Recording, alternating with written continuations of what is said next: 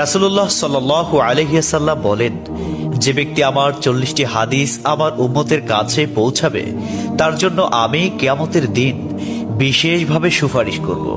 সুবহানাল্লাহ। নাম্বার 2, মানুষের মধ্যে যারা মৃত্যুকে বেশি করে স্মরণ করে এবং তার জন্য প্রস্তুতি নেয় তারাই সবচেয়ে বুদ্ধিমান। নাম্বার 3, প্রত্যেক জিনিসের জাকাত আছে, আর দেহের জাকাত হচ্ছে রোজা। নাম্বার 4, যে তার সময় আল্লাহর জন্য ব্যয় করে না তার জন্য জীবন অপেক্ষা মৃত্যু শ্রেয়।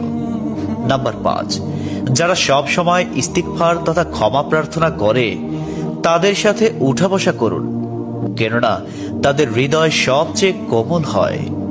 নাম্বার 6, তুমি যত সিজদা দিবে আল্লাহ তত গুণা তোমার মাফ করে দিবেন।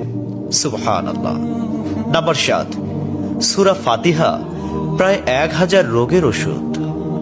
নাম্বার 8, হাতের তালুতে জ্বলন্ত আগুনের কয়লা রাখলে যেমন কষ্ট হবে তার চেয়ে বেশি কষ্ট হবে শেষ জামানায় ঈমান রাখতে।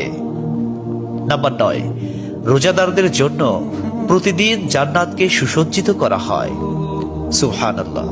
নাম্বার 10, রাসূল সাল্লাল্লাহু আলাইহি ওয়াসাল্লাম বলেছেন, কিয়ামতের দিন সব নবীর চেয়ে আমার উম্মতের সংখ্যা বেশি হবে এবং আমি সর্বপ্রথম জান্নাতের দরজা খুলব। সহিহ মুসলিম, হাদিস নম্বর 196।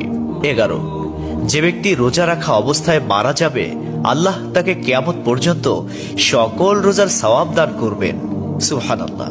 নাম্বার 12, যে ব্যক্তি ফজরের নামাজ আদায়